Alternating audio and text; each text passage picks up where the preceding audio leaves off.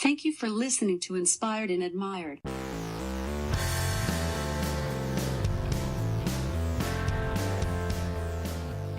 Welcome to Inspired and Admired. My name is Matt Truman.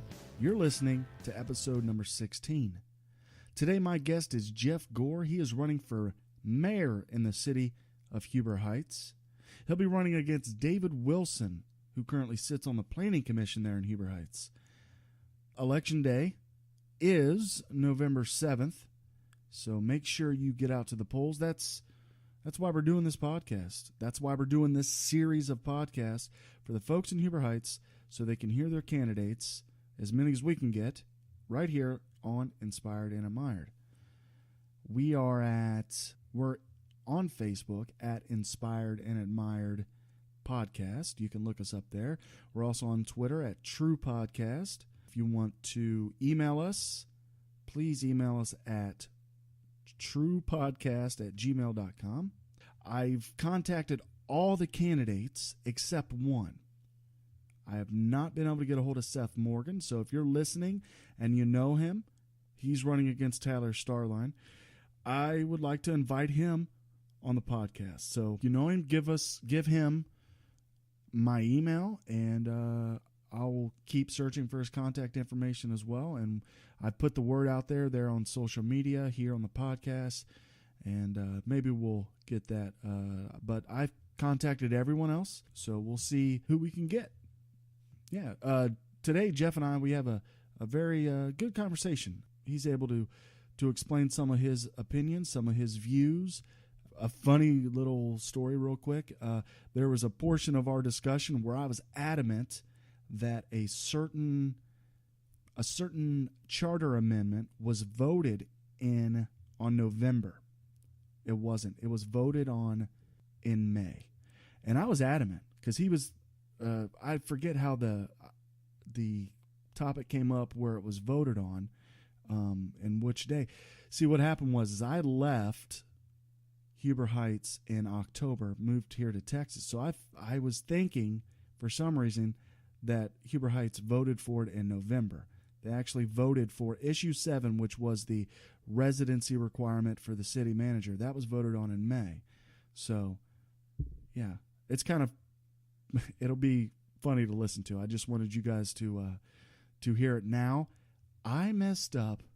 I am sorry, and I will do better next time. Sometimes you have brain farts, and that was one of those times that I had a brain fart. So next podcast, I'm going to sit here with my iPad. So if I have to, if I'm adamant about something, I'm gonna look it up before, just to double check. Usually I'm pretty good with dates and things like that.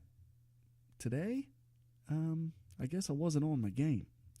But anyway, today we have a good conversation.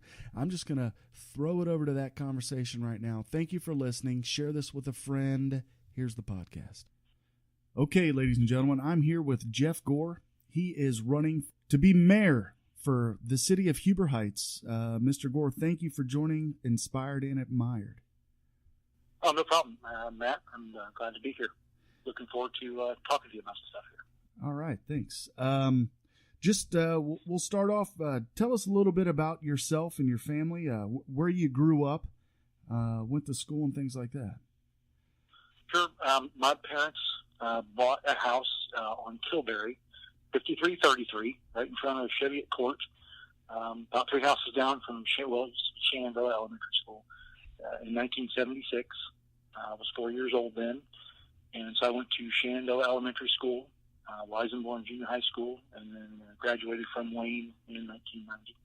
Yeah, that was before when I was in Wayne, or in the Huber Heights School District, the Weisenborn and Studebaker, and then they switched it to where I went to Weisenborn and Studebaker. Yeah. Yeah, those are big rivals. Back then, we had our junior high nights, and that was a big rivalry between Weisenborn and Studebaker. That was a big deal. It was. Awesome. So you grew up in Huber Heights then? Yes. Well, from 4 years on. 4 years on. And went to Wayne High School. Did you play sports in the band? How'd that? Yeah, actually, I was in the marching band. I played percussion, So I played bass drum my sophomore and junior year, and I played bass, they call them bass tritoms, my senior year. I was the drum captain, was president of the band. Nice. In school, I was a sophomore class president, junior class vice president. I was president of student council. Always involved in as many extracurricular activities as I could be in school. It was just a really good experience and fun time for me, and have nothing but great memories of my time at Wayne in high school. Good deal. So, I guess coming into present time, what made you to decide that you were going to run for mayor of Huber Heights? Well, I think for the most part, I feel like a lot of the residents probably do. And I just had this sense of frustration as kind of the divisiveness that's been going on. And I think, again, I don't think I'm speaking out of turn here. I think lots of people have noticed that, over the last 4 years or so, just this kind of negative, divisive swing. Right. And I do contribute a lot of that to just kind of a lack of genuine leadership that we've had. And, I love Huber Heights. I think this is an extraordinary community. And I felt like I had some abilities to make a difference.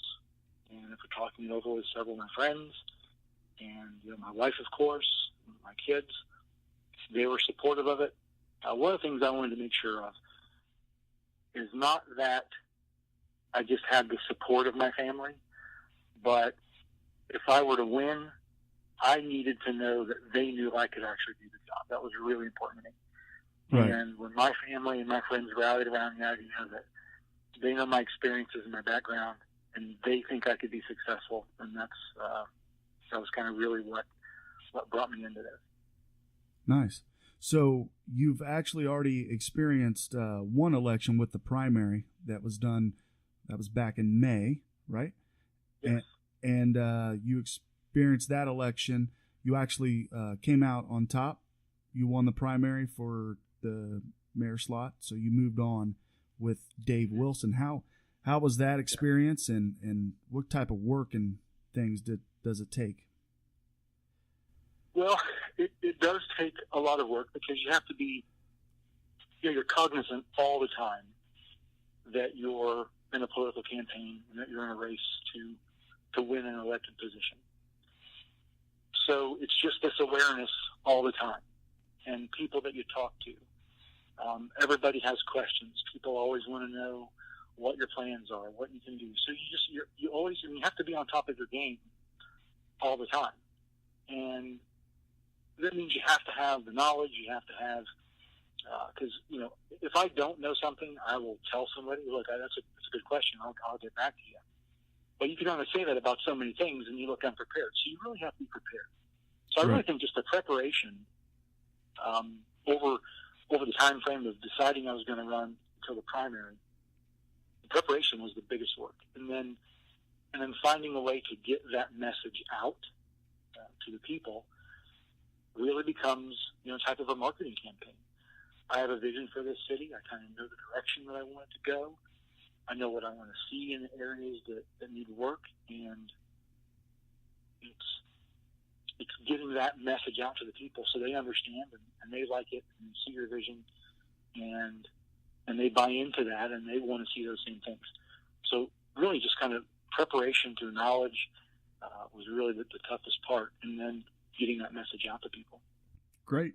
So talking about some things that Huber Heights may need some work on, could you go over some things that you feel that Huber needs to work on? Is that? Sure. Well, I think initially, we have to work on being unified. I think that's the biggest thing, which is one of the big reasons I decided to run. I think we have to be unified. Not that we have to have one voice, because I do believe that disagreement is good. I believe that great ideas come from, kind of parts and pieces of everyone's ideas. And ultimately what politics is to me is compromise. And compromise doesn't mean that I always get what I want and you always get what you want. Compromise means that most of the time, I'm getting a little bit of what I want, and you're getting a little bit of what you want, and then the city's moving forward. So I think somehow we have to become unified and stop the divisiveness that's, and again, I'm not speaking out of turn here. I think there's everyone in the city who's paying attention to our political climate knows that type of landscape exists right now. Yeah, so it's unification tough. is a big thing that I think we need to work on. Then starting to kind of spread out and look at the city itself, I think what's really important is we've got to find a way to do some redevelopment in the southern portion of our city. I know there isn't anybody that I've talked to who's a fan of empty buildings and vacant lots and just an area of town that doesn't seem to be as nice or as spruced up or as much attention is paid. So we do have a lot of work to do in the southern part of the state. But with good planning and good zoning and, I think with some tax abatements, the Community Reinvestment Act, we have the ability to use some of those things from an economic perspective that can really help get the southern area of town redeveloped. And I think that's a big thing that does need to be worked on. Okay. So have you been following, and we had last Wednesday, I had another candidate. He's running for at-large, Chase Warden, for those who are listening. And I asked him about the Brant Pike Revitalization Program. Are you following that as well? I am, yes. And do you think, one of the questions I asked him, and I think I'll ask you, is do you think the current zoning laws are sufficient, or do you think there's something that we need, or that Huber Heights needs to tweak a little bit to boost that southern portion of the city up? Well, I'm a fan of, I think, what's called overlay districts, where we don't change existing zoning for existing building and property owners, but I think we can use the use of overlay districts. In fact, I know the city of Troy was very successful at this just recently when they were, approved and provided TIF funds or a TIF district to build their community along kind of the banks of the river there in Troy. And prior to all that happening, it was just a matter of how they laid out and used overlay districts in their zoning that helped spur growth to make sure that certain businesses were going to be working in this particular part of town and other businesses in this part of town. And I think the success that we're going to see on that revitalization plan from Troy and their banks project there, we can do the same thing here. So, yeah, I think there is some tweaking of some of our zoning laws that we can do that will encourage growth and the right kind of growth. But I don't think that it's anything major that needs to be done. I think all growth comes from, internal growth comes from the people that live here. Mm-hmm. And we need to make sure that the people in the city support the local businesses in the city. And so if we get back to that revitalization project, I'm 100% in favor of redeveloping the downtown area. Right. I think that some of the details probably need to be maybe rethinked or worked out in terms of the order that some of these businesses and things come into. But look, I agree with the consultants that we hired, that the committee hired for the revitalization project, that this isn't going to happen without public-private partnerships. And that includes TIFs. I think that's what's going to happen for that to be successful. Okay. Businesses aren't going to be successful if they don't have the right amount of eyeballs and pocketbooks, so to speak, from a development perspective. So it is going to take those public-private partnerships to encourage new businesses to come in here, and then we've got to have the ability of the people to have the discretionary income to be able to spend their money and spend those dollars on those businesses here, which then all goes back to increased jobs, increased business. People who live here need to be able to have the money to live and spend here, not work in Huber Heights and have to go live in an apartment someplace else. All those things, that economic cycle is cyclical, and it all works together.